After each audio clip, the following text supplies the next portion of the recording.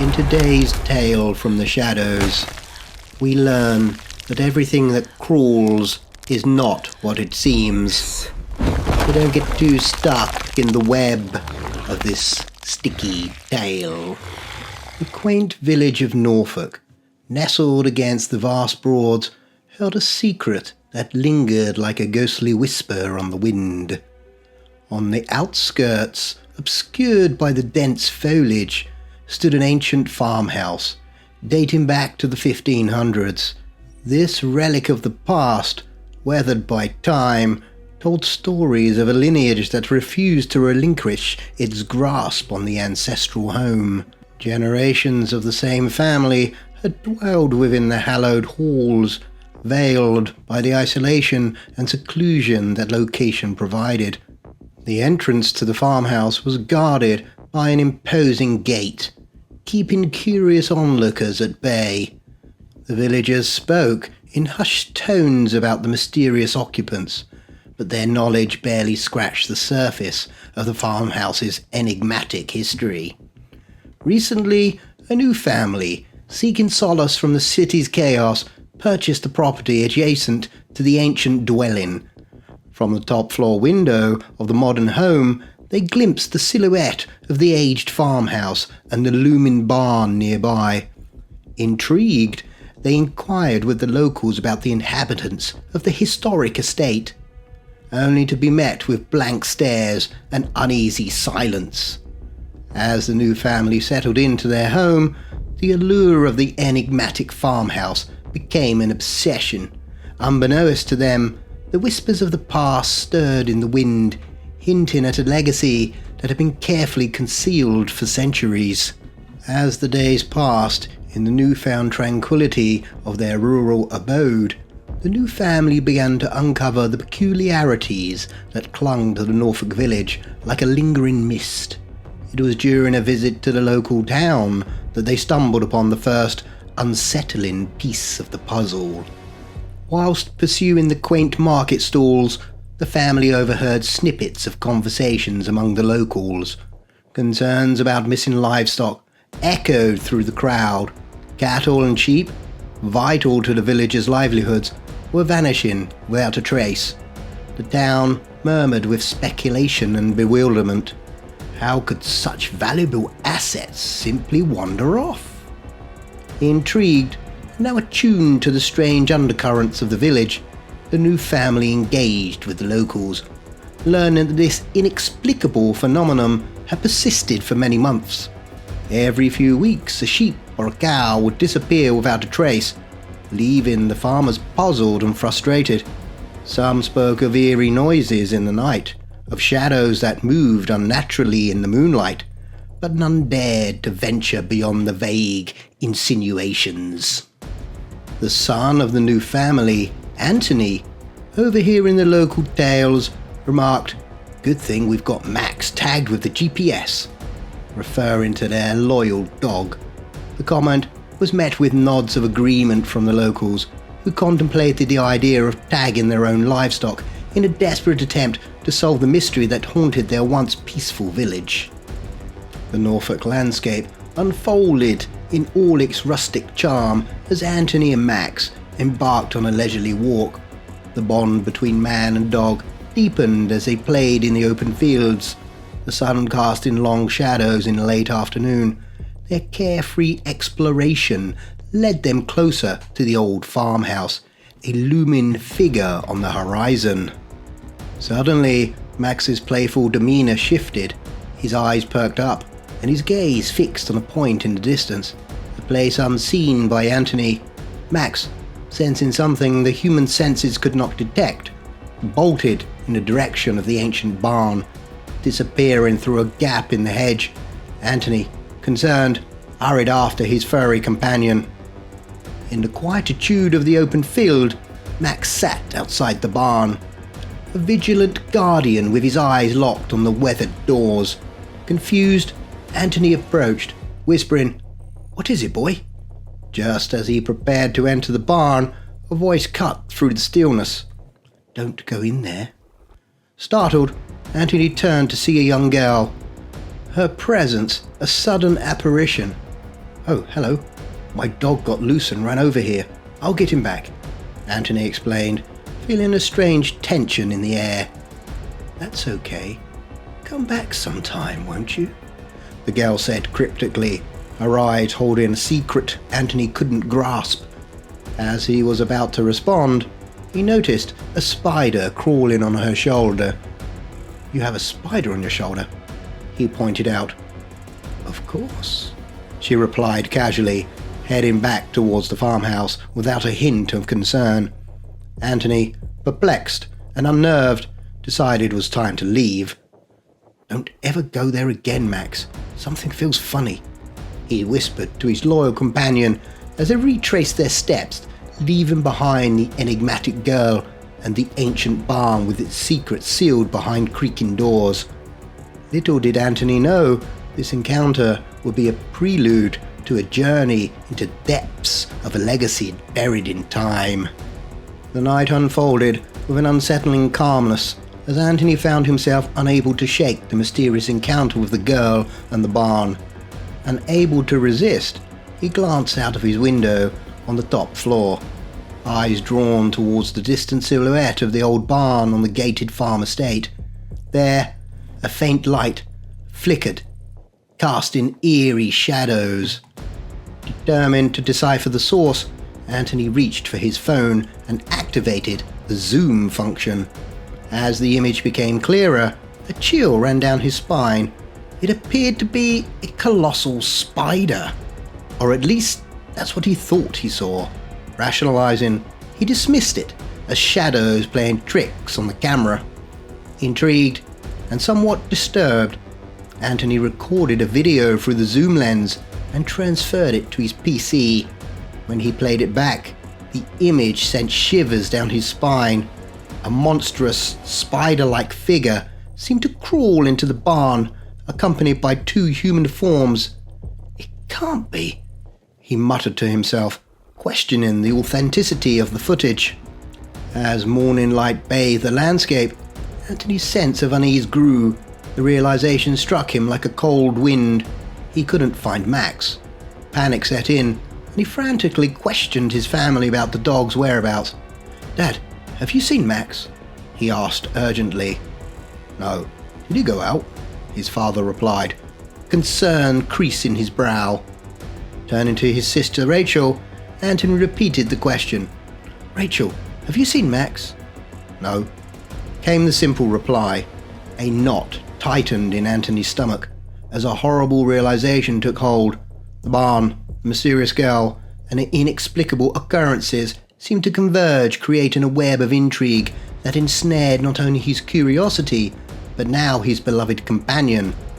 Determined and fearing the worst, Anthony steeled himself for the journey ahead, where the secrets of the old farmhouse would unveil themselves, and the fate of Max would become entangled in the enigma that lurked within. Dread settled over Anthony as he set out to find Max, the fresh paw marks leading him towards the old farmhouse as he approached the barn. The slightly ajar door hinted at the possibility of answers. Stepping inside, he found nothing but a seamlessly abandoned, dirty structure. However, his eyes caught sight of peculiar marks that abruptly ceased at the center of the barn. Investigating further, Anthony uncovered an old hatchway. Pushing it open, he revealed a set of stairs leading down into the darkness. A whimper echoed through the hidden chamber. A hope surged within him. It was Max. Racing down the stairs, Anthony discovered his loyal companion ensnared in a massive spiderweb. Animal bones littered the macabre space, sending shivers down his spine as he worked to free Max. Once successful, they hastily ascended the stairs, but their escape was met by the mysterious girl from the day before. "Hello again.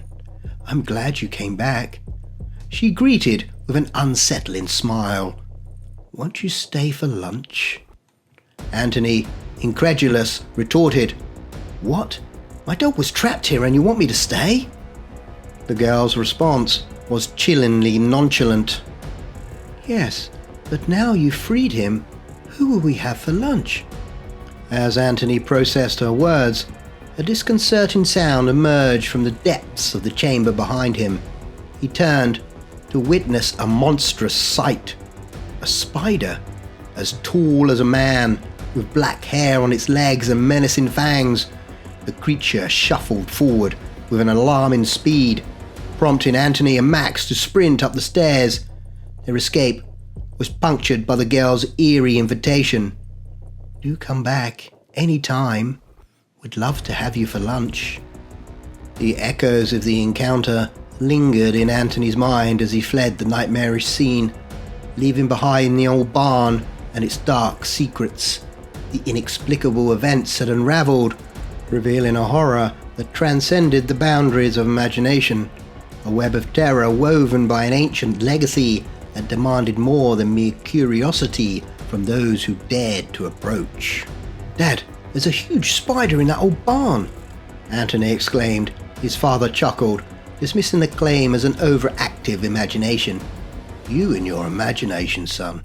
You should be a writer one day," he teased.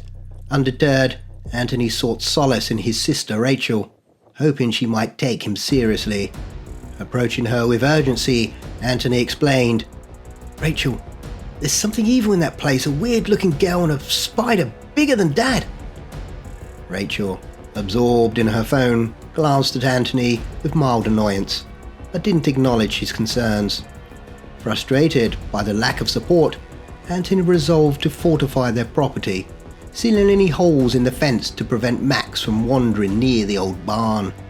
His father praised his efforts, but Anthony swore off ever going near the ominous place again. Days passed, and a false sense of security settled in. Playing with Max on their property, Anthony spotted the girl at the edge of a farmhouse. Suspicious, he confronted her, demanding, "What do you want?" "Oh, nothing. Just looking," she replied casually, offering him a treat from her bag. "Would you like some?" Anthony hesitated, eyeing the bag. To his horror, what appeared to be raisins were revealed as flies. Recoiling, he ran towards his home. As he arrived, an unsettling sight awaited him. His family was gone. Panic set in, and Anthony frantically searched, only to find thick cobwebs covering the floor. The eerie realization dawned on him. His warnings had not been in vain. The inexplicable events had spiraled into a web of malevolence that now ensnared not only his dog, but his family as well. The old farmhouse, with secrets concealed within, loomed as the epicenter of a horror that transcended the boundaries of the imagination. "I've got to save them," Anthony declared, determination burning in his eyes.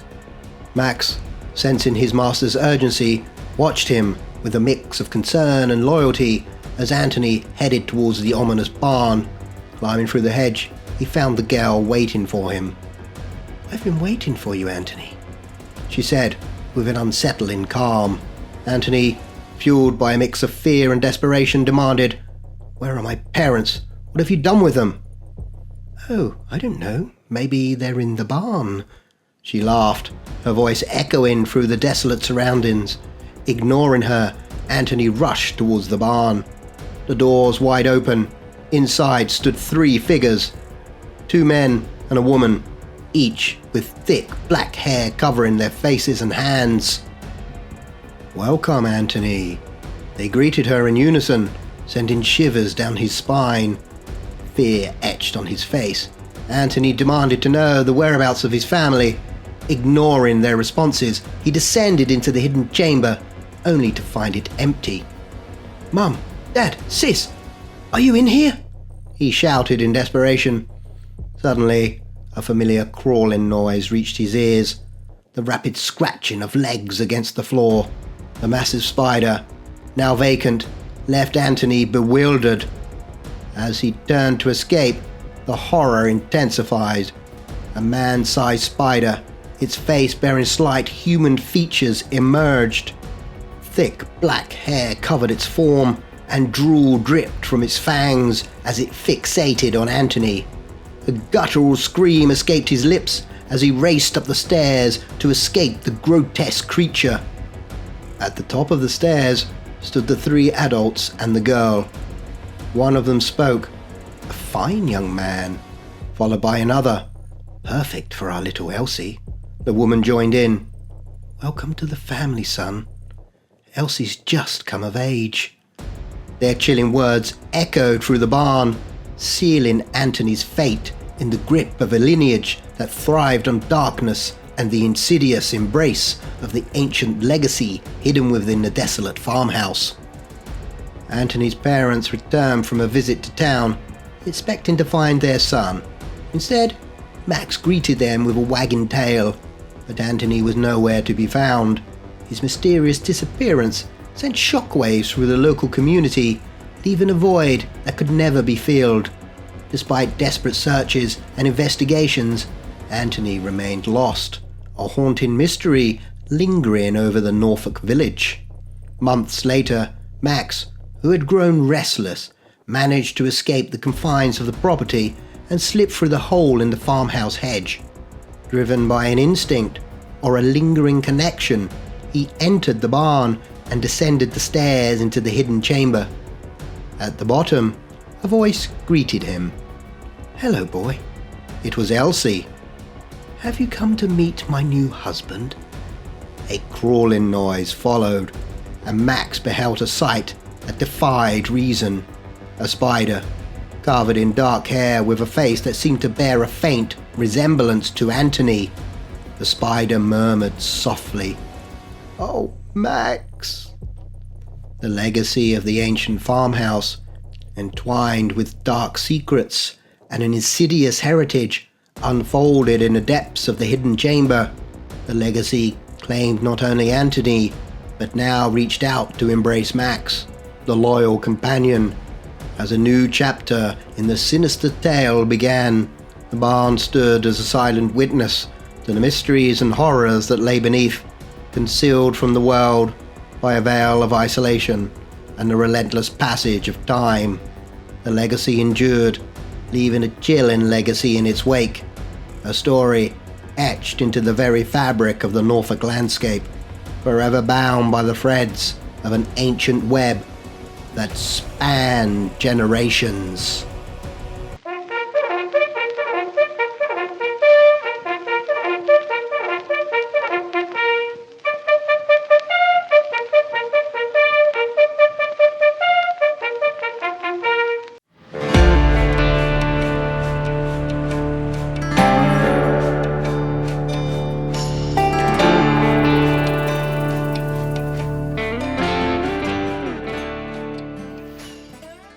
The late afternoon sun cast long shadows across the overgrown battlefield, its golden light unable to penetrate the eerie quiet of the place.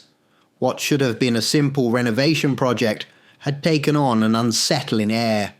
Eric Mallory, a seasoned foreman with a penchant for historical sites, leaned against the hood of his dusty pickup, sipping coffee that had long gone cold. Beside him, Sarah Lang, a local historian, was flipping through a worn notebook, her brow furrowed. I still can't believe we got the green light for this, Eric said, nodding toward the field. Years of locals saying this place is cursed, and now we're supposed to turn it into a park. Sarah glanced up, her glasses catching the fading light. Cursed or not, the grant money's real. Besides, it's about time we preserve this place properly. Do you know how many battles were fought here? Too many, Eric muttered. He ran a hand over his stubbled jaw and gestured toward a small cluster of workers in neon vests. These guys don't need history lessons. They need hazard pay for sticking around. As if on cue, one of the workers shouted, Hey Mallory, you're going to want to see this. Eric groaned. What now? He followed the voice to a shallow trench near the tree line, where 3 workers stood, their faces pale. A rusted metal object jutted from the dirt, its shape unmistakable, a bayonet still attached to a long-decayed musket. More artifacts, Eric asked, crouching to examine the find. Not just that. One of the workers, Luis, said, his voice shaky. We heard something, like footsteps, but there was no one around. Eric exchanged a glance with Sarah, who knelt beside him. Footsteps? She asked. Could have been an echo. The trees play tricks out here. Luis shook his head. No, it was close, real close. And last night, when I was locking up, I swear I saw someone standing by the old oak. Thought it was just a shadow until it moved. Another worker chimed in. Same here. Heard the drums. Thought you were playing a prank or something. Sarah raised an eyebrow. Drums? Yeah, like those old marching drums, Luis said. The kind they used in the war. It came from the woods. Eric straightened, brushing dirt off his hands. Look, it's an old battlefield. Echoes of the past, right? Nothing we can't explain. Sure, Luis muttered, crossing his arms. But how do you explain that? He pointed toward a patch of earth a few feet away, where a series of shallow indentations marred the ground. They were evenly spaced, like footprints, but far deeper than they should have been for a human. Eric's stomach tightened. Maybe it's from a deer, Eric offered, though he didn't believe it himself. The ground's soft. Sarah frowned, her gaze fixed on the tracks. Too big for a deer, and too clean. All right, enough ghost stories, Eric said, his voice firm. Back to work. We've got deadlines. The crew dispersed reluctantly, but the unease lingered. As Eric walked back toward his truck, Sarah fell into step beside him. You don't believe them, do you? She asked. Eric shrugged. I believe people see what they want to see. Sarah stopped, glancing over her shoulder at the field. You know the stories, though, right? About this place? Eric sighed. Every town's got stories. What makes this one so special? They say the regiment buried here wasn't just killed. They were betrayed, ambushed by their own commander. Some think that's why they've never rested. Eric chuckled, but it sounded forced. You think we're digging up ghosts? I think we're digging up something, Sarah said softly, and I'm not sure we want to know what. That night, as the crew packed up, the wind carried the faint sound of a drumbeat across the empty field. Only Sarah seemed to hear it, and somewhere beneath the earth, something stirred.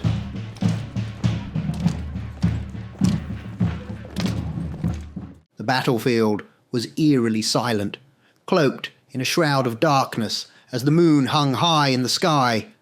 The faint crackle of dying campfire embers was the only sound, but Luis didn't hear it. His breath came slow and shallow, his eyes glassy as he rose from his cot. Something unseen tugged at him, a silent call echoing in his mind. He moved without thought, his flashlight forgotten on the ground, his boots crunching against the gravel as he approached the trench they dug earlier that day. The air grew colder with every step, a chill that seeped into his bones. As he neared the edge of the trench, the faint glow of the exposed soil caught his eye. The light wasn't natural. It pulsed faintly, a sickly green hue that seemed alive, almost like it was breathing. Luis dropped to his knees at the edge of the trench, his body trembling. His hand reached out, hovering over the glowing earth, his fingers brushing against the dirt. A cold, biting energy surged through him, and he gasped. The light grew brighter, casting long, jagged shadows over his face. His skin began to pale, his cheeks hollowing as if the earth itself was draining him of life. He wanted to scream, to pull away, but his body didn't respond. His breathing slowed, his chest rising and falling in a shallow rhythm. His lips moved soundlessly, as though whispering words he didn't understand. Then, without hesitation, Luis pulled the utility knife from his belt. His movements were mechanical, devoid of will. As he pressed the blade against his forearm, the metal bit into his skin, crimson spilling freely onto the ground below. The effect was immediate. The soil seemed to absorb the blood, dark veins spreading through the glowing earth. A low, guttural hum filled the air, like a voice too deep to comprehend, resonating from beneath the ground. Luis slumped forward, his body motionless, his face gaunt and lifeless. The humming intensified, shaking the air around the trench. Cracks spread outward from the glowing patch, the earth heaving as if something massive was stirring beneath. The faint scent of decay wafted into the night, growing stronger with each pulse of the light. A skeletal hand shot up through the soil, its fingers clawing at the open air. Another followed, then another, until the trench was filled with writhing limbs. The first figure to emerge was a soldier, his tattered uniform clinging to his decayed frame. His hollow eyes glowed the same sickly green as the soil, and he carried a rusted musket in his skeletal hands. More figures followed, one after another, pulling themselves free from their earthen prison. Their movements were jerky but purposeful, as if driven by a single malevolent will. The regiment had risen, their numbers growing as the trench emptied its dead. Back at the camp, the remaining workers stirred in their tents, uneasy from the faint vibrations in the ground. Trevor, half asleep, heard the sound of footsteps outside. He peeked through the flap of his tent, his heart sinking as he saw a figure in the distance. "Luis," he called out, stepping into the cold night air. "What are you doing out there?" The figure didn't respond, but Trevor could see him swaying unnaturally. As he moved closer, his flashlight beam caught the hollow, lifeless eyes of Luis, his face pale and sunken. Blood streaked his arm, dripping onto the ground. "Luis." "What?" Trevor's words caught in his throat as he spotted the approaching figures behind Luis. Skeletal soldiers, their bayonets gleaming in the moonlight, marched in perfect formation. One stepped forward, raising its musket with deliberate slowness. The camp erupted into chaos as the remaining workers scrambled from their tents. Shouts and screams echoed as the undead regiment attacked, cutting down anyone who crossed their path. Bayonets slashed through canvas and flesh alike. Muskets fired in bursts, their ancient mechanisms inexplicably functional. One worker tried to flee towards the trucks, only to be tackled by a soldier who sunk jagged teeth into his neck. Another was dragged screaming into the shadows by two skeletal figures, their hollow eyes glowing brighter with every kill. By the time silence fell, the camp was a massacre. Bodies lay strewn across the ground, their blood soaking into the dirt. The undead stood motionless among the carnage, their hollow eyes scanning the field, waiting for the next order. The sun rose hesitantly, its golden light spilling over the battlefield. Eric's truck rolled up to the site, the tyres crunching over gravel. Sarah sat beside him, clutching her thermos, her face pale. "I don't like this," she muttered. "I haven't heard from anyone since last night." Eric shrugged. "Probably too hungover to answer. You know how Luis gets when—" He stopped short as the truck crested the hill. The sight before them stole his words. The camp was in ruins. Tents were shredded, equipment scattered, and dark red stains marred the ground. "Jesus Christ," Eric whispered, stepping out of the truck. Sarah followed, her eyes scanning the destruction. "Where is everyone?" she asked, her voice trembling. Eric crouched beside a trail of blood leading towards the trench. "Look at this," he said, motioning for Sarah to join him. The soil around the trench was churned and broken, as if something massive had burst through. Near the edge, the dirt pulsed faintly with the same eerie green light. Sarah picked up the utility knife Luis had dropped, her fingers trembling. This wasn't an accident," she said softly. "Something happened here." Eric's gaze drifted to the tree line, where faint footprints led into the woods. If something came out of there, where did it go? In the distance, the faint sound of drums echoed through the forest. The regiment had marched onward, and their war was far from over.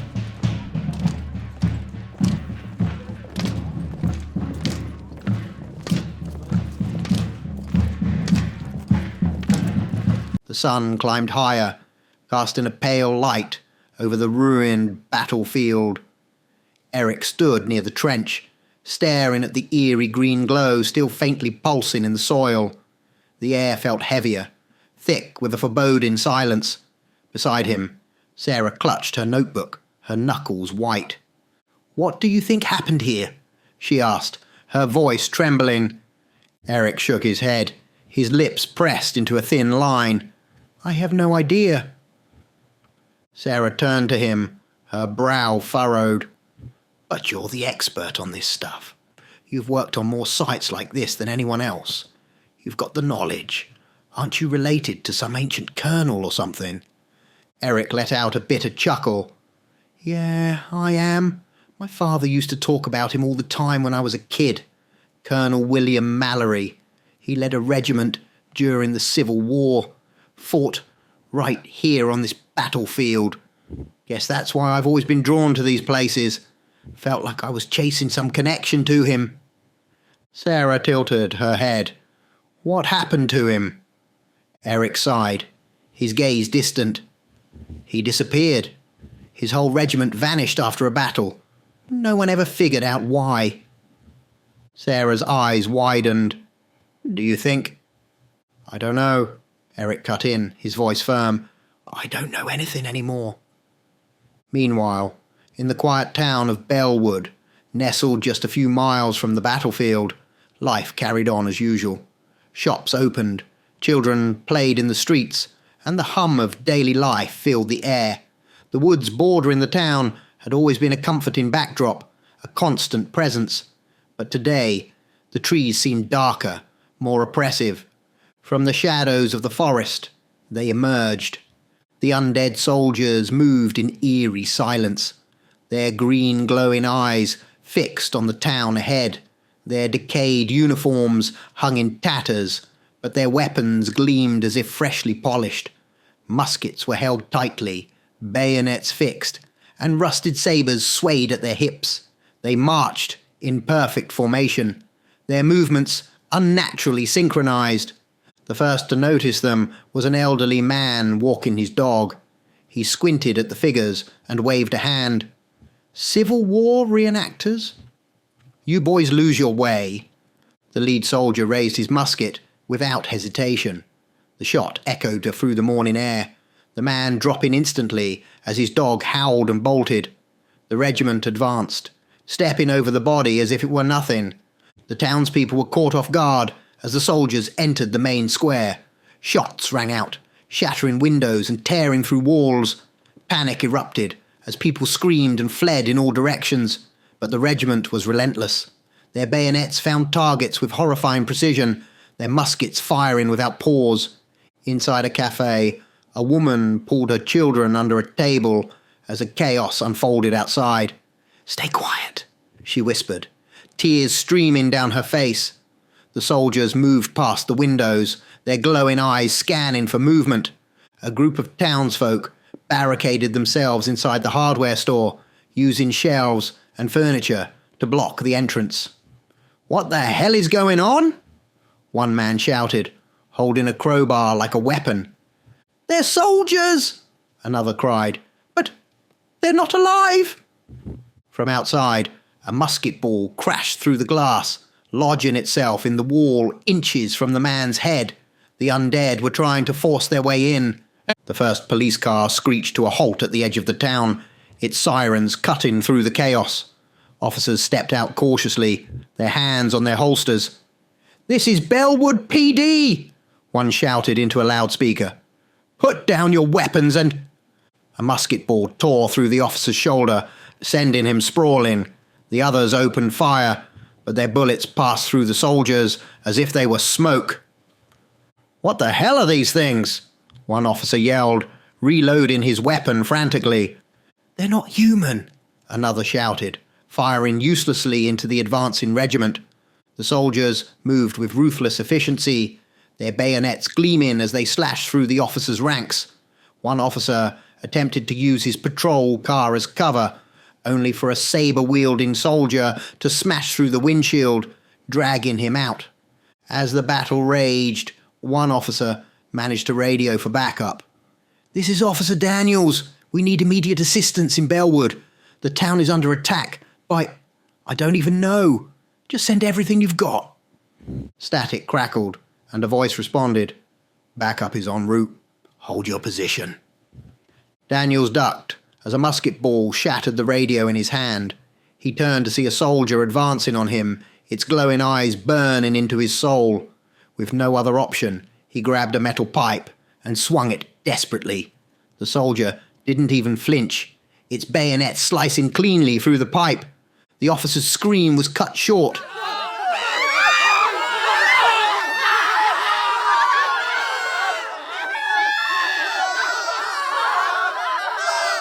By the time reinforcements arrived, the town was a smouldering ruin.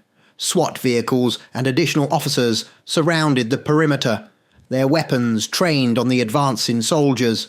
The air was thick with tension as the first volley of gunfire erupted, but it was futile.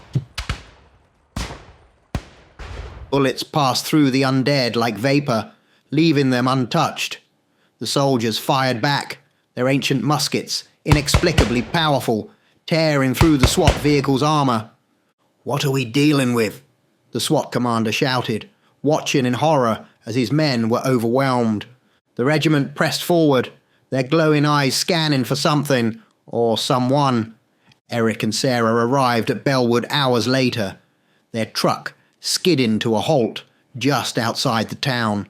Smoke billowed from the ruins, and the distant sound of gunfire still echoed. "What the hell happened here?" Eric whispered, stepping out of the truck. Sarah stared at the destruction, her face pale.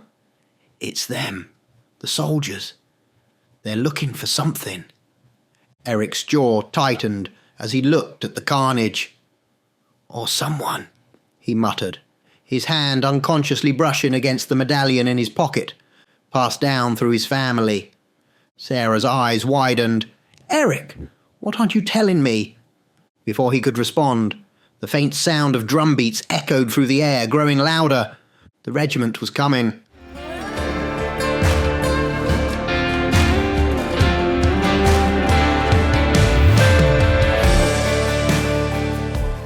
Eric sat on the tailgate of his truck, staring out at the smoke rising from the distant town.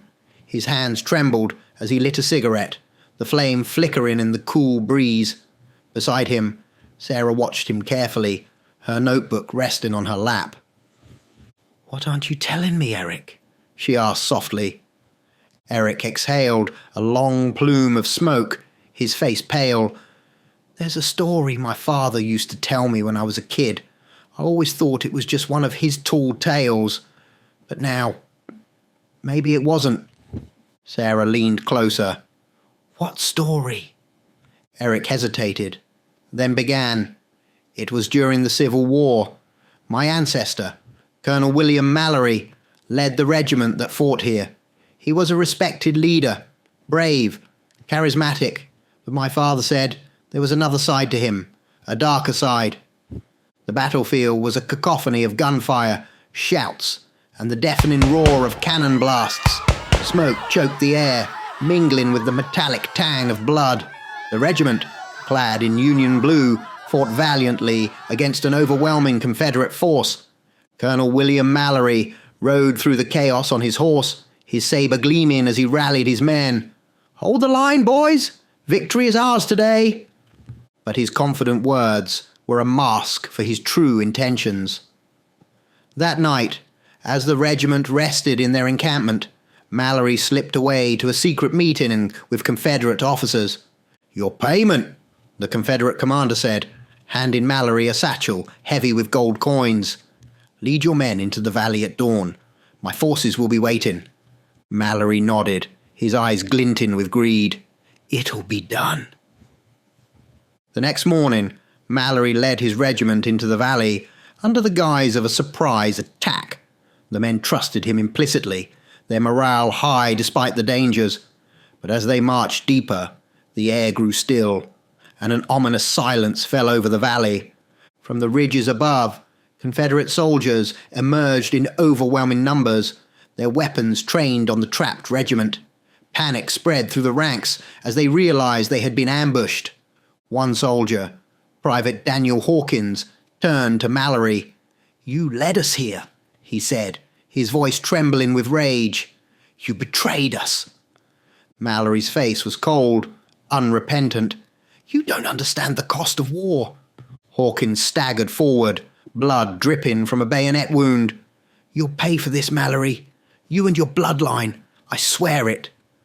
His words were a curse, spat through bloodied teeth as Confederate soldiers opened fire. The entire regiment was cut down in a relentless barrage, their bodies falling where they stood. When the smoke cleared, the valley was silent, littered with the corpses of Mallory's men. Mallory tried to flee, but was caught by the Confederate commander. "There's no honor among thieves," the man sneered, shooting Mallory point blank. His body was thrown into the mass grave alongside his betrayed men. Eric's voice faltered as he finished the story, his hands clenched into fists. "My father used to say that Hawkins' curse was just a legend. But now, seeing what's happening here, I'm not so sure." Sarah swallowed hard, her face pale. "Eric, if that curse is real, they're not just here for revenge. They're here for you." Eric turned to her, his eyes filled with dread. "I know." Before either of them could say more, the distant rumble of an engine grew louder. A military Humvee appeared over the hill, skidding to a stop in front of them. A soldier jumped out, his face etched with urgency. "Are you Eric Mallory?" the soldier barked. Eric nodded. "Yeah, what's going on?" "You need to come with us. Now," the soldier said. "We can't stop them." Sarah stepped forward. "What do you mean you can't stop them? You're the military?" The soldier's voice dropped, his words shaking with disbelief. "It's like shooting at smoke. Bullets pass right through them, and their weapons, muskets and bayonets, things that shouldn't even work. They're cutting through our men like paper.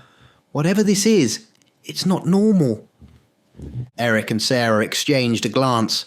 The soldier grabbed Eric's arm. "We're moving you to the base. It's the only chance we've got." Without another word, they climbed into the Humvee. The engine roared to life, and the vehicle sped off. As they drove, Sarah looked back at the trail of smoke rising from the town.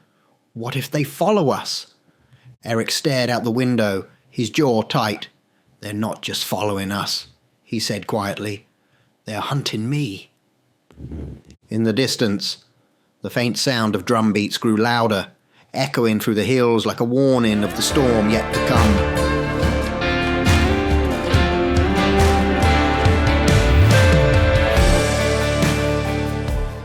The sterile, fluorescent-lit room in the military base was a stark contrast to the chaos Eric and Sarah had just witnessed.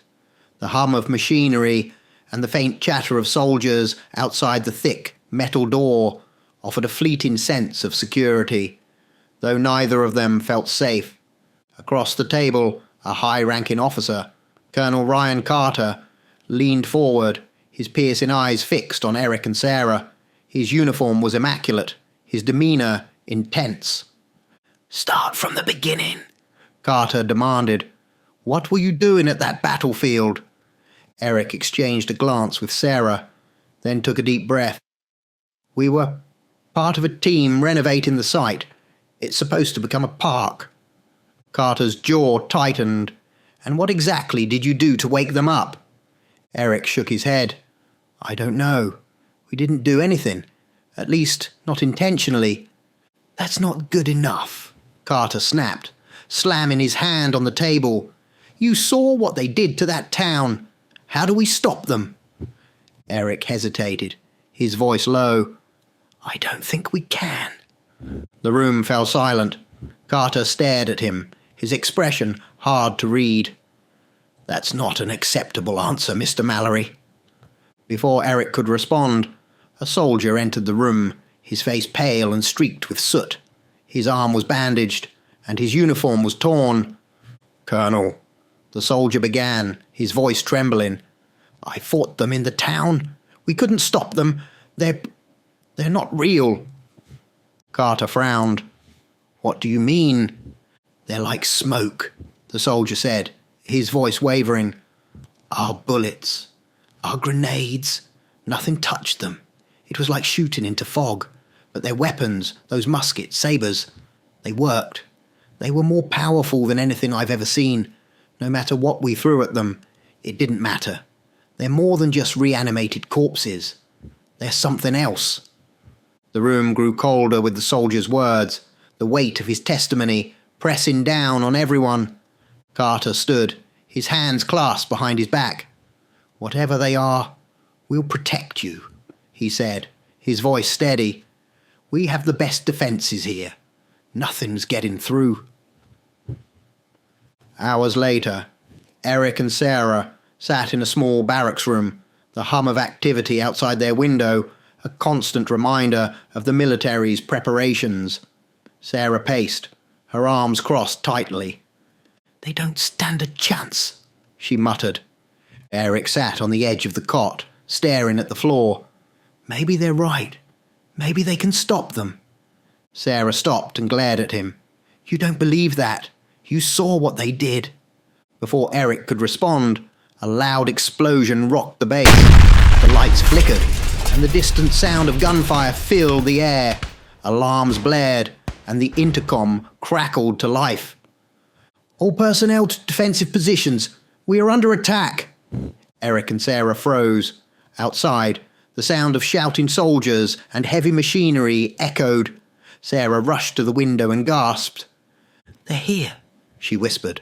The regiment emerged from the surrounding forest, their glowing eyes cutting through the dark. They moved like a tide, their muskets firing in unison, tearing through the base's defences. The soldiers returned fire, but just as the survivor had warned, their bullets passed through the attackers like smoke. The regiment's weapons, however, were devastating. A cannon fired, its blast obliterating a line of vehicles.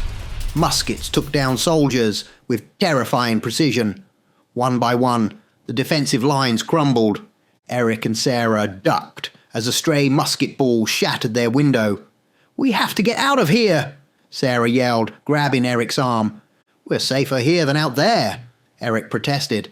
Sarah shook her head. "No, we're not. The military can't protect us from them. If we stay, we'll die here." Sarah led Eric through the chaos, ducking behind vehicles and dodging stray fire. The screams of soldiers and the thunder of cannon blasts filled the air. The regiment moved methodically, unstoppable, their glowing eyes scanning for prey. At the edge of the base, Sarah spotted a military jeep, its keys still in the ignition. Without hesitation, she climbed into the driver's seat. "Get in," she shouted. Eric hesitated, looking back at the burning base. "We can't just leave them." "They're already dead," Sarah snapped. "Now get in." Eric climbed into the passenger seat, just as a soldier's scream was cut short nearby. Sarah slammed the accelerator, the jeep lurching forward as they sped away from the carnage. Behind them, the regiment continued its assault, their glowing eyes fixed on the base. As they drove, the glow of the burning base faded into the distance. The forest around them was silent, save for the roar of the jeep's engine. Eric sat in stunned silence, his hands trembling. "Where are we going?" he finally asked. "Anywhere but here," Sarah replied, her grip tight on the wheel. "We need to figure out what they want and how to stop them." Eric stared out the window, his thoughts racing. "They're not going to stop. Not until they've taken everything." Sarah glanced at him, her jaw set. "Then we'll make sure they don't get the chance." The faint sound of drum beats echoed in the distance, growing louder as the jeep sped into the night.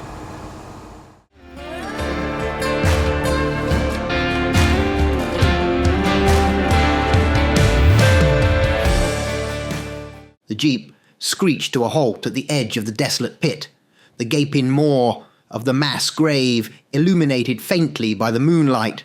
The air was heavy, carrying the faint metallic tang of blood and decay.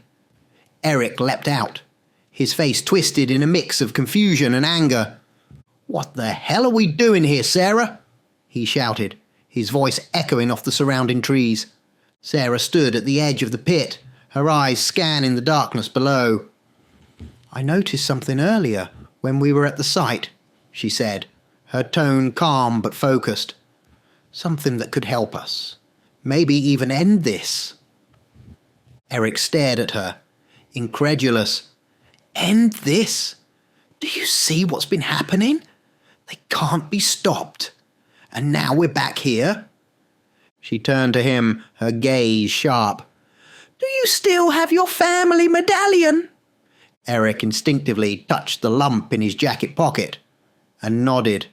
"Yeah, but what does that—" "Good, you're going to need it," Sarah interrupted, already climbing down into the grave. Eric hesitated, the pit's dark depths seeming to hum with an unnatural energy. Finally, with a frustrated groan, he followed Sarah, sliding down the loose dirt. The deeper they went, the brighter the faint green glow became, casting eerie shadows across the jagged bones and rusted weapons embedded in the soil. "This is madness," Eric muttered, his voice barely audible over the hum.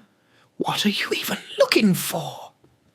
Sarah crouched low, brushing dirt away from a faint glint of metal.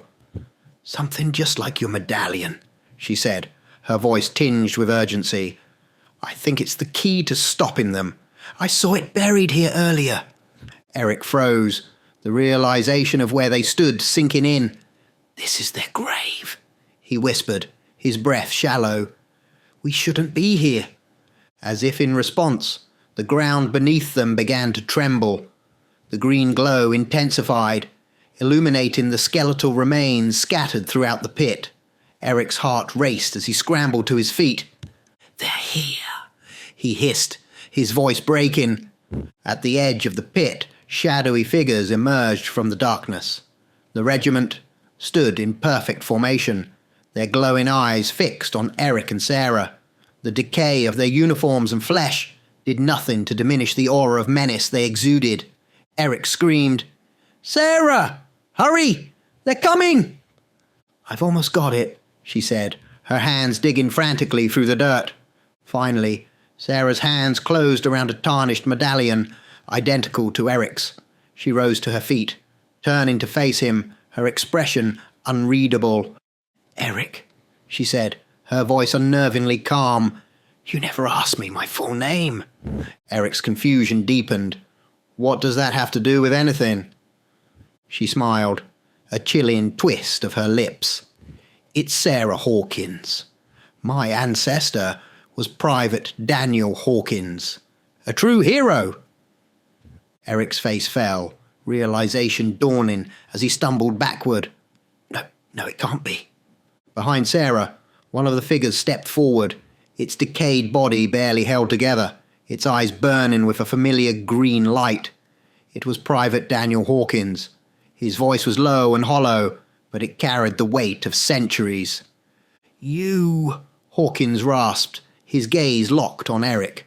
"You are the last of your bloodline, a bloodline cursed for betrayal, and tonight justice is served."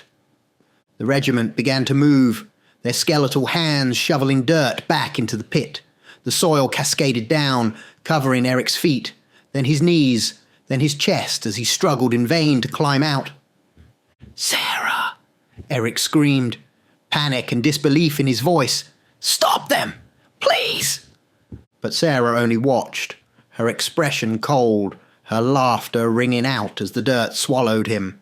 The last thing Eric saw before the soil closed over his face was her silhouette against the green glow and the decayed face of Daniel Hawkins, watching with grim satisfaction. The earth fell silent once more, the glow fading into darkness as the regiment stood in solemn silence above the filled grave. Their work was done. Sarah turned and walked away, the faint sound of drum beats echoing through the trees, marking the end of the Mallory bloodline and the vengeance of the regiment that time forgot.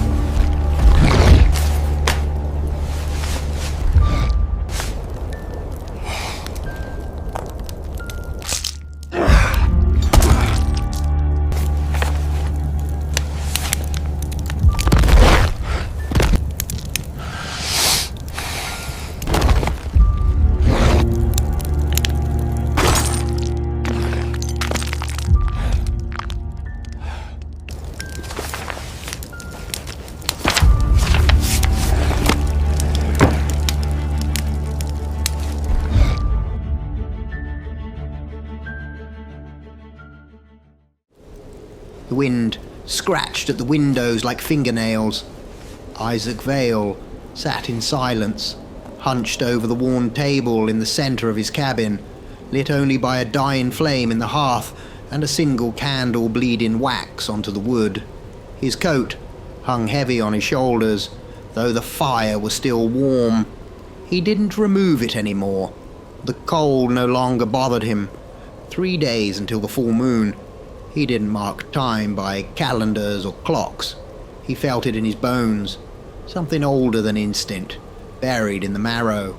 It was a rhythm not unlike a song, only he could hear. And as the days waned, the melody grew louder, more urgent. He closed the journal in front of him, its pages blank. No matter how many nights he sat here, he wrote nothing anymore. Words failed him now.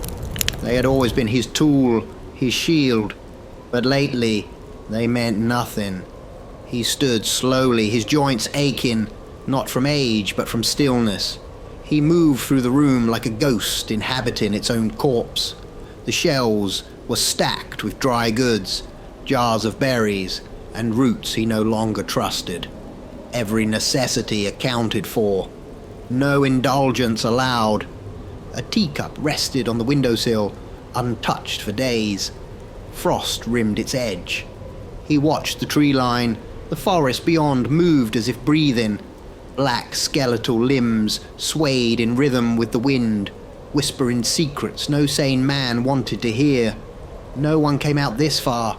No roads, no trails, only silence and snow. He had chosen this. He remembered the city, the lectures, the arguments, the eyes of strangers pretending to listen. They had once called him a moralist, a thinker, a man of integrity. He had believed them, believed himself, until belief cracked like thin ice. Now there was only this, a prison of purpose, one he built, one he would not leave, not yet. He lit the second candle, placed it beside the heavy iron ring, bolted into the floor. The ring was blackened from use. He never looked at it longer than he had to.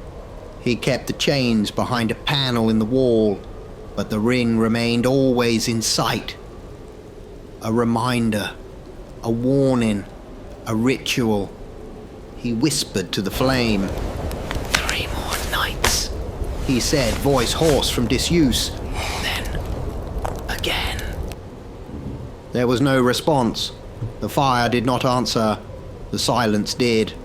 He walked to the narrow bed in the corner, still made, untouched. He hadn't slept in it in weeks. He no longer trusted himself with dreams. The cot, near the cellar door, hard and close to the cold stone, was safer. He paused at the mirror by the hearth.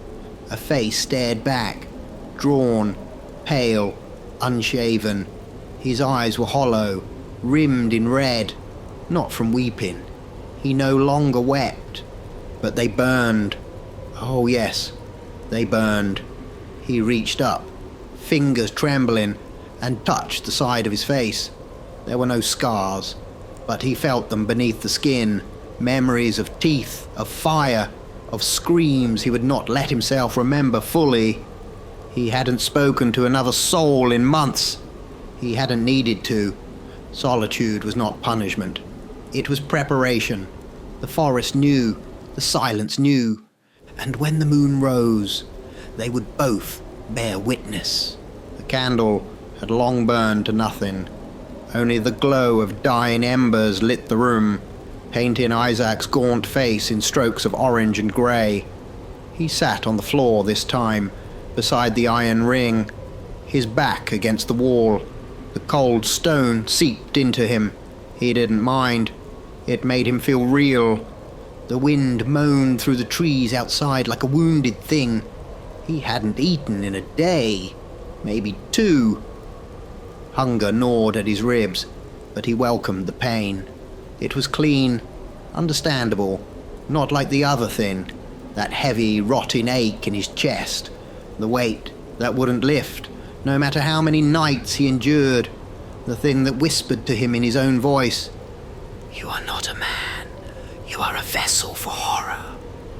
He pressed his palms against his eyes, his teeth clenched, but the voice continued. "No one would blame you for ending it. It would be a mercy." The thought wasn't new. It had visited him before, on nights when the snow piled high, when even the animals stayed hidden, when silence wasn't peace, it was accusation. Tonight, it was louder than ever. He looked to the hunting rifle in the corner, propped against the door, clean, loaded, always ready. His breath caught.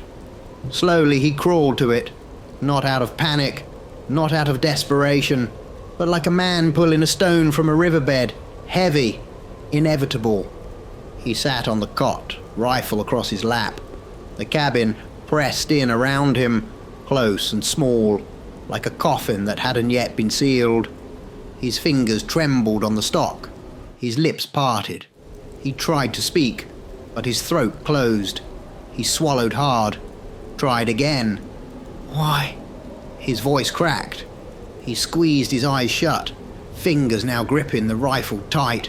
Then louder. "Why did you curse me?" He stood, the rifle falling to the floor with a thud. "Why will you not let me go?" He screamed, voice hoarse and raw. "You let me live like this. Filth, creature, mistake, and yet you deny me the strength to end it." He staggered toward the hearth, kicking a chair aside. He struck the mantel with his fists until the wood cracked beneath his knuckles. Blood smeared the stone. He didn't feel it. He fell to his knees. His breath came in ragged gasps, chest heaving. The tears came slowly at first, as if ashamed of themselves. Then, all at once, "Please," he whispered, to a god he had buried years ago. "Please, just let me sleep. Just let me be done." He wept until he had no breath left, no voice left, only a dry, aching throat and a room full of silence. The fire gave a low crack, as if mocking him. He stayed there, curled like a child, blood drying on his hands, cheek pressed to the cold wood of the floor. Then, a knock, soft, measured. It didn't belong here. It was foreign, impossible. Isaac lifted his head, eyes wide. Another knock, firmer this time. He rose slowly, stiff as a corpse, moved to the door like a man in a dream. His hand hovered over the latch, and for the first time in years, he felt it again. Fear! The knock still echoed in his bones. Isaac stood, frozen, hand hovering near the door latch, as if it were a serpent, ready to strike. He did not move. He barely breathed. Another knock. A pause. Then a voice, cracked and trembling. "Please, I need help." Isaac's mouth moved before his mind caught up. "Go away." He hated the sound of his own voice. Dry, fractured, like dead leaves rustling on stone. He hadn't heard it at full volume in so long. It startled him. "Help me." The voice returned sharp with desperation. "My car. It crashed miles from here. I don't know where I am. I'm cold. I've been walking for hours. I'm wounded. Please, God, please help me." The wind howled through the trees outside. Snow whispered against the door, but Isaac heard something else underneath it all. A heartbeat, not his own. He stepped back from the door, panic threading through his chest. He clenched his fists. This cannot happen. Not now. Not here. He paced like a caged animal, then stopped. Looked to the iron ring bolted to the floor, the chain beside it, the splinters in the walls from previous nights. His voice rose, aimed not at the man, but at the sky. "Why now?" then to the door, low and final. "Move on. There is nothing for you here. Only cold, only solitude. You will find nothing but death beyond this threshold." Silence. For a moment, he thought the man had gone. Then, a thump, a weak, wet sound. Isaac's heart stopped. He pressed his ear to the door.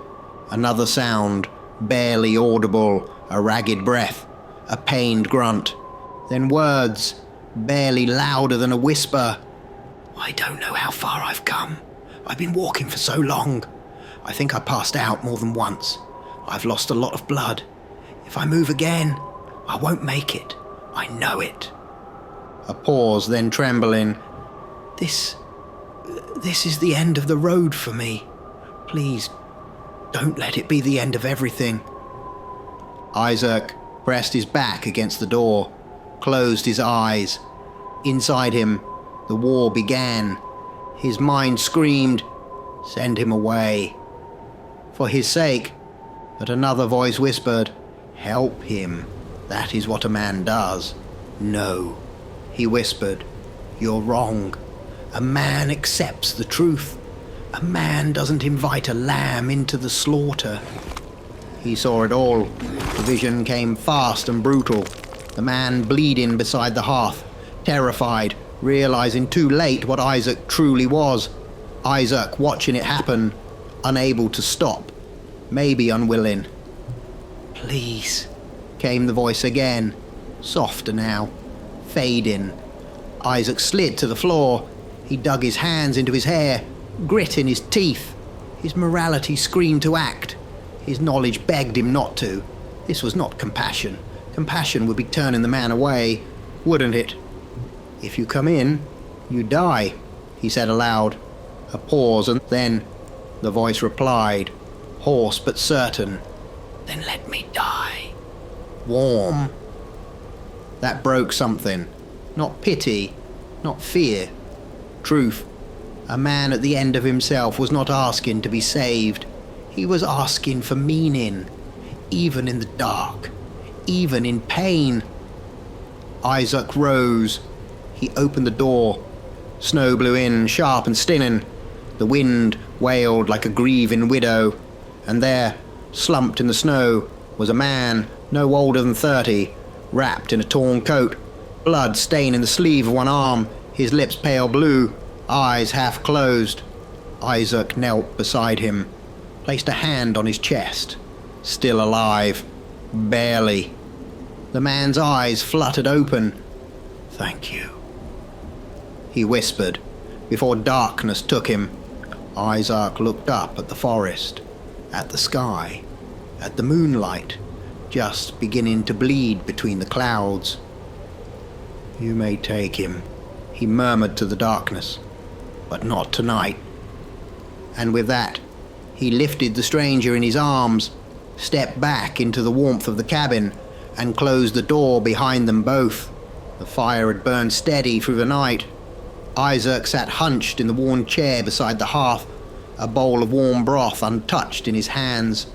Across from him, the stranger lay beneath a heavy quilt, breath shallow but steady, colour returning to his face.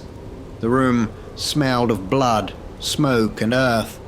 The stranger's coat lay discarded in the corner, crusted in red and half frozen. Isaac had cleaned the wound, a deep gash in the upper thigh, and dressed it as best he could, with what little he kept for himself, not out of hope, not out of fear, but because somehow it felt right. He hadn't felt rightness in so long that it disturbed him. "What is this?" Isaac whispered aloud. "Pity, guilt, purpose." The stranger stirred, not fully awake, just the twitch of a dreamer. Isaac watched him, watched the slow rise and fall of his chest, the slight movements of fingers returning to warmth. A strange thought crept in. He might live. Isaac blinked, as if the thought itself offended him. He rose and poured water from a kettle into a chipped tin cup, setting it beside the bed. Only one more night, he muttered, staring into the fire. Then it ends. He wasn't sure if he meant the moon or the man. The next morning, the light was grey and soft, leaking through the shutters like a whispered apology. The snow outside had softened, and the storm had passed. The man stirred again, stronger this time. Isaac stood silently as the stranger blinked into consciousness, his eyes darting around the room until they found Isaac, still and towering, face unreadable. "You're the man from the cabin," the stranger rasped. Isaac gave a slight nod. "You collapsed outside my door." "I remember. Walking. Crashing the car. Then the cold. I didn't think I'd make it." He struggled to sit, grimacing. Isaac stepped forward. "Lie still. You lost a lot of blood." You saved me."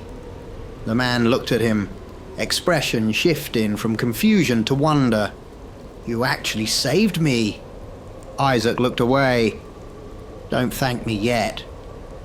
"Why would I not?" the man asked. "You patched me up. You gave me shelter. I'd be dead." A long silence passed.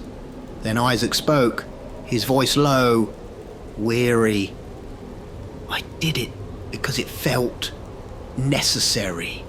Not moral, not noble, just necessary. But I don't know if I saved you or only prolonged the suffering." "What kind of talk is that?" the man replied, frowning. Isaac didn't answer immediately. He sat down, staring into the fire again. The crackling seemed louder in the hush. "I've been alone a long time," he said. "Told myself it was for the good of others, that I was dangerous, that keeping to myself was some kind of sacrifice. But helping you..." He shook his head. "It didn't feel like sacrifice, it felt..." He stopped. "It felt right. And that terrifies me." The man winced as he shifted under the blanket. He looked at Isaac, not with fear, but with interest. Maybe it felt right, because it was, not as in good or evil, but because you wanted to, and you acted on that want. There's nothing wrong with that. Isaac studied him. "So that's it. Morality is want. Desire." The man shrugged, weakly. "I don't know about morality. I only know that being alive means making choices. And if you don't act on what matters to you, then you're not living. You're just surviving." Isaac leaned forward, face half in shadow. "And if what matters to you brings pain to others, if your very existence is a threat, then it's your responsibility to face it, not to hide from it." The words were simple, almost too simple, but something about them lodged deep.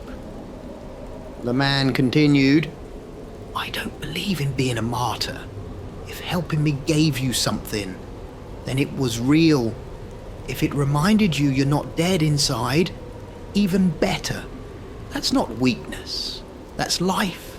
That's choosing to live instead of rotting alone in the cold." Isaac sat in silence, and for the first time in years, he wasn't sure if he was the prisoner or the guard.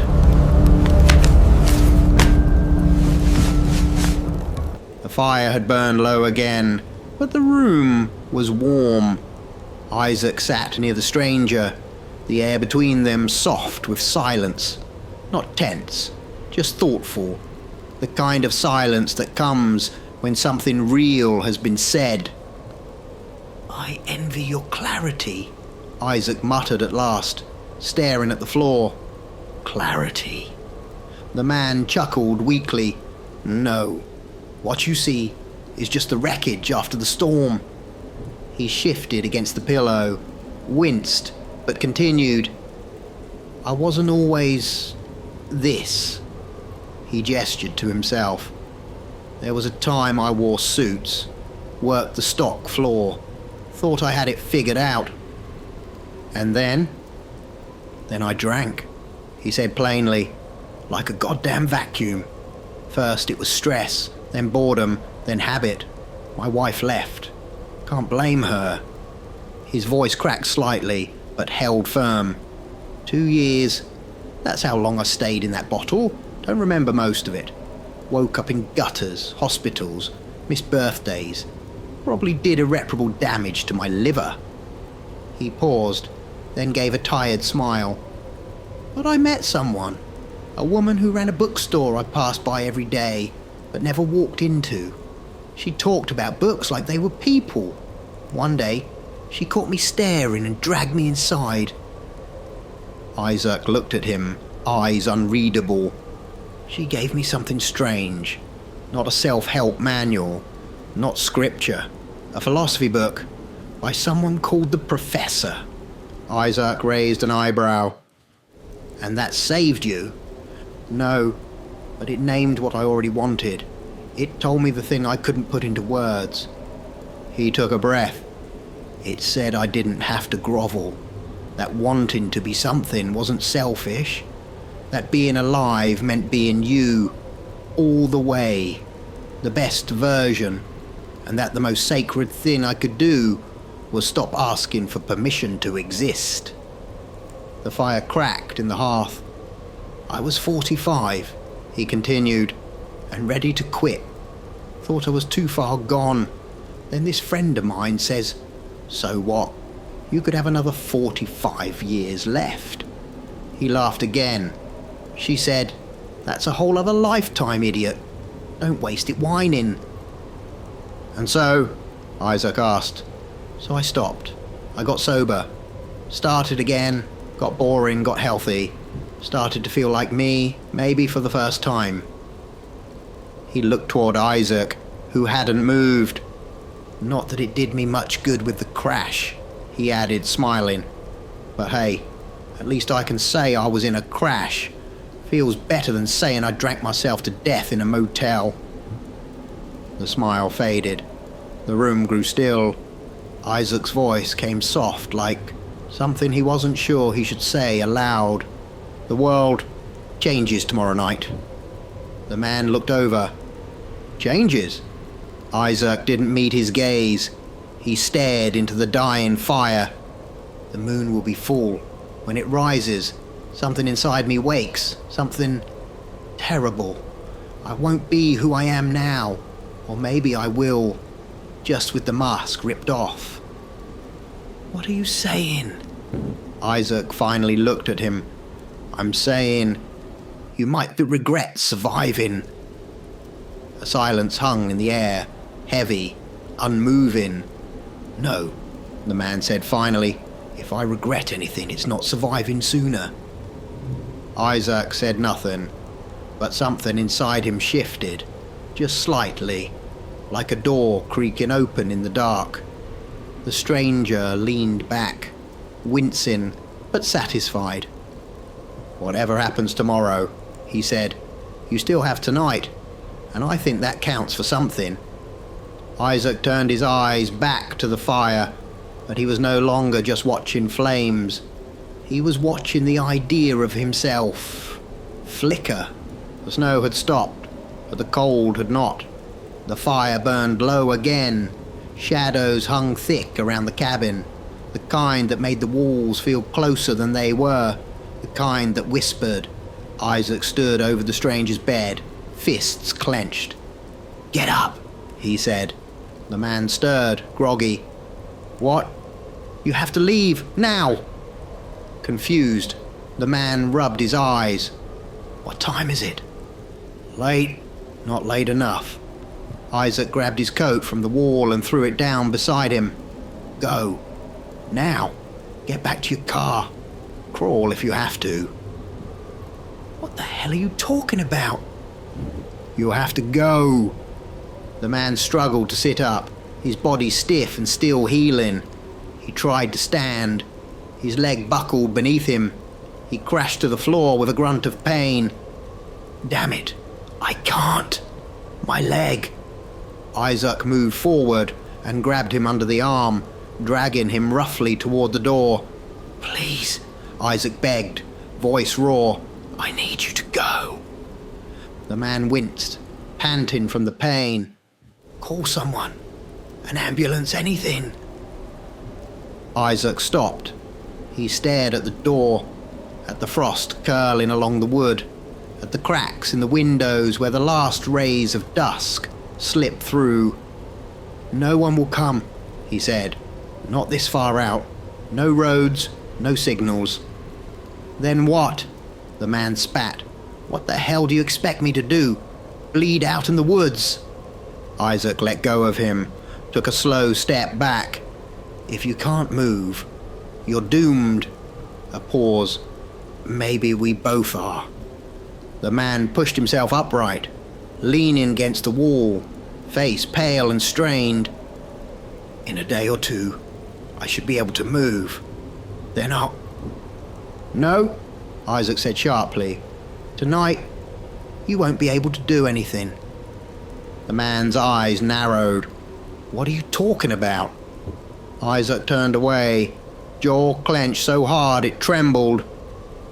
I am cursed, he said softly, and tonight, under the full moon, the thing inside me will wake. Isaac, I will become a beast, not metaphor, not madness. Flesh, claw, fang. I lose myself. I forget names, faces. Mercy. The man stared at him, confused, unsettled. What are you saying? Isaac met his eyes. I'm saying I will kill anything near me. I have seen it. I have lived it. I have heard myself howl with joy as I tore through skin and bone. He looked down, and I have woken to the blood. But you saved me, the man said. Isaac's voice broke. Yes, I did, because some part of me wanted to feel human again. The silence fell like snow. No words could pierce it. Then the man whispered, I don't believe you. Isaac nodded. I wouldn't either. You're not a killer. You didn't see what I've done. The man looked up at him, eyes soft but steady. Then why tell me? If this was just madness, why tell me at all? Isaac's voice was hollow now. Because you deserve a choice, even if there's no good one. You're trying to save me. No, Isaac said. I'm trying to stop myself from damning you. The man looked at the fire, then back at Isaac. You said once it felt right to help me. Isaac nodded. Then maybe this is your test, the man said. A test? Isaac whispered. I failed every test. The stranger shook his head. No, you gave up. That's different. Another silence. I've given up too, the man added. When my wife left, I gave up. I chose the bottle. Chose to destroy myself slowly instead of rebuilding. He pointed to his leg. I've been hit, broken, lost, but I'm still here. And I'll tell you this. There's nothing noble about giving up, but there's something sacred about coming back, even when it's ugly, especially then. Isaac turned his face towards the ceiling. The moonlight was starting to press through the cracks in the shutters, subtle silver, patient. What if I can't come back from what I am? He said. What if this curse is the truest version of me? The stranger leaned his head back, tired but resolute. Then face it, own it, fight it. But don't pretend hiding makes you moral. Cowards hide, men choose. Isaac swallowed hard. The fire crackled behind him. Outside, somewhere in the woods, a howl rang out. Distant, familiar. Isaac closed his eyes. It begins, he said. You should have run when I told you. I'm here now, the man replied. So what do we do? Isaac walked slowly toward the cellar. You do nothing, he said. I chain myself. Pray the chains hold. And if they don't, remember the man I was before the moon. And with that, he disappeared into the dark below. There are 2 wolves in every man. This, the world loves to whisper, but they are wrong. There is only one, and it is you. Below the cabin, in the stone belly of his self-imposed prison, Isaac Vale waited.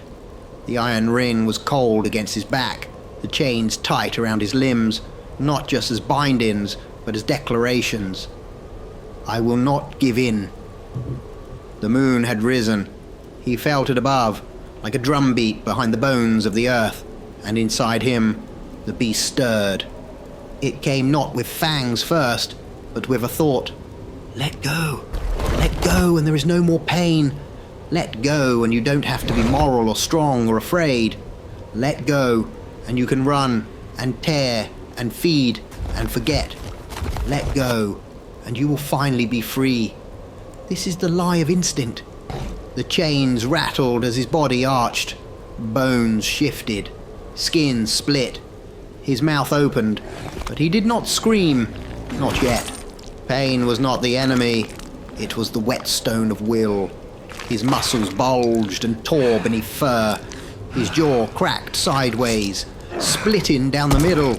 His hands, no, his claws, struck out and scraped stone. The beast was rising. But so was the man. This is the moment where most fall. Not when they are weakest, but when they are most tempted to believe that weakness is permanent. Isaac roared, but not in surrender. It was the sound of a man refusing to disappear. The curse was not his master. It was his burden. And a burden can be carried, not perfectly, not without pain, but deliberately. That is the morality of purpose. He thrashed. He growled. He wept. But he did not break the chains. I am still here, he said, voice like gravel beneath ice. I am still me. The mind of the wolf pressed against the walls of his being, claws scraping the edges of his sanity. But even beasts know walls, even monsters know cages. And somewhere, far above, a wounded man slept in peace. Because Isaac Vale, cursed, torn, raging, chose not to become the thing the world had told him he was. He did not save the stranger to be good. He saved him because it was right. There is no higher virtue than to be oneself, without apology, and to rise, despite everything, into that truth. To fight one more night is not failure. To try again is not weakness. To chain the beast is not to hide. It's to rule. And so, Isaac endured, not perfectly, but purposely. And as the moon hung in judgment above the forest, the beast within him raged. But the man remained. There was no sound in the cellar, save the slow shuddering of chains and the breath of a thing trying to remember its name. Isaac Vale was gone.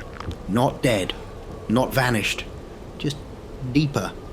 What remained on the surface was flesh wrapped around pain, fur-soaked muscles, elongated limbs trembling against the stone, fangs bared, jaw stretched open in a silent scream, eyes wild, and beneath it all, the man.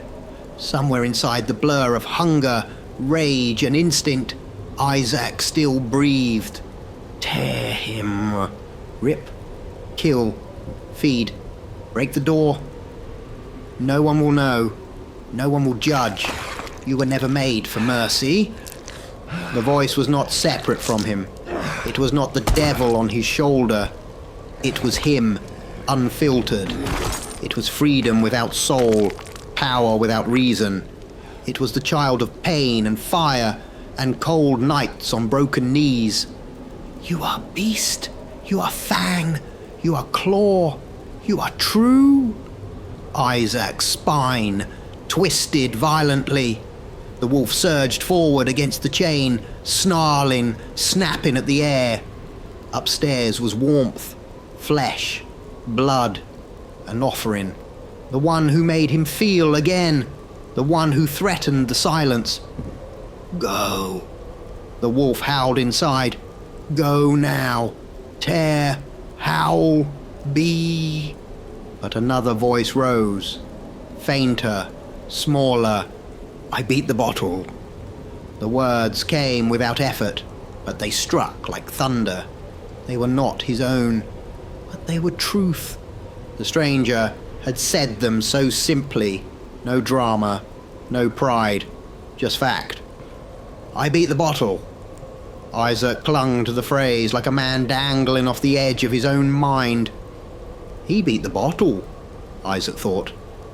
And I can beat this. The wolf laughed in his blood. You are no better. You've already killed, already feasted. There is no redemption, only appetite. Then I do not seek redemption, Isaac replied. I seek rule. The wolf surged forward again, tearing at the binds. One chain snapped, clanging like a war drum against the wall. Isaac screamed, half man, half monster. You think you are a man. The beast snarled inside. You are a coat of reason, draped over the bones of hunger. And perhaps it was true, but reason, when chosen, was not a mask. It was a weapon. I am not here to deny you, Isaac thought. I am here to know you. I am not your jailer. I am your maker. The wolf hesitated, because understanding, real understanding, burns deeper than chains. The cellar grew darker. The fire upstairs had died, but in Isaac's mind, a new flame rose. Slow, quiet, not to destroy, but to illuminate. The battle turned, not with a roar, but with a question. Why do you hunger? The wolf paused, trembling. Because I was made to. No, Isaac whispered in his mind. You were made because I would not face myself. The beast snarled again, but now its voice was fading, lost in the echo of truth. I do not choose death, Isaac said to the dark. I do not choose surrender. I choose meaning, even here, even now. His heart pounded like war drums. His limbs screamed. But the chain held. And more importantly, he held. Held the wolf. Held the man. Held both. He was not the mask. He was not the monster. He was the mirror. And finally the beast bowed. Not slain. Not tamed. Understood? As the moon hung high and perfect in the frozen sky, Isaac Vale, man, monster, whole, sat in the darkness, no longer fighting, just breathing, alive, and for the first time, awake. Stairs creaked beneath bare, calloused feet. Isaac Vale, no longer beast, no longer chained, emerged from the cellar into the pale light of morning. His breath steamed faintly in the cold, though sweat still clung to his skin. His body was whole, human, scarred, but steady. The transformation had passed. He had survived the night. No, he had endured it, not as a prisoner, not as a victim, but as the one who chose to face it. His legs trembled as he walked, not from pain, from release. He turned toward the cot, empty. The blanket was folded, the tin cup untouched. No stains of blood, no prints on the floor, no disturbance at all, no note, no trace. The man was gone, as if he had never been. Isaac stood motionless, eyes scanning the silence. Was he ever here? Or was he the final test, a voice made flesh, sent to remind me of something I once believed, before I buried it beneath chains and ritual. He stepped toward the door. The handle was cold against his palm, smooth, familiar. But when he opened it, the air that struck him was not familiar. It hit like a fist, not in pain, but in awakening. The cold bit into his skin. The scent of pine and snow filled his lungs. He breathed deeply, fully, and did not turn away. This is what it means to be alive, he thought. To feel without hiding. To know without running. To face the morning after the night and not regret that you survived it. He was Isaac Vale. He was not the man he had been before the cellar. And he was not the beast who had raged beneath it. He was the one who had learned to listen to both and fear neither. The war had never been to destroy the wolf, nor to pretend he was never there. It was to understand. The man and the beast were not enemies. They were one life, waiting to be lived. From deep within the forest, a howl carried on the wind. To most, it was distant, unremarkable, but Isaac heard it. Truly heard it. You are free now, Isaac. Free from the chains you built. Free from the prison you mistook for morality. You are free to be who you are, and you are one of us. Come, find your kin. He stood in the doorway, the cold wrapping around him like a cloak. He looked back only once. The cabin, the broken chain, the cellar door, the silence he once called discipline. Then forward, toward the woods, toward the howl. And he understood. He no longer needed what he had built in that place. It had served its purpose. It had contained him until he no longer needed to be contained. He had not escaped the beast. He had integrated it. He had not run from who he was. He had become. Isaac Vale stepped barefoot into the snow, not as a man, not as a monster, but as himself, whole and finally free.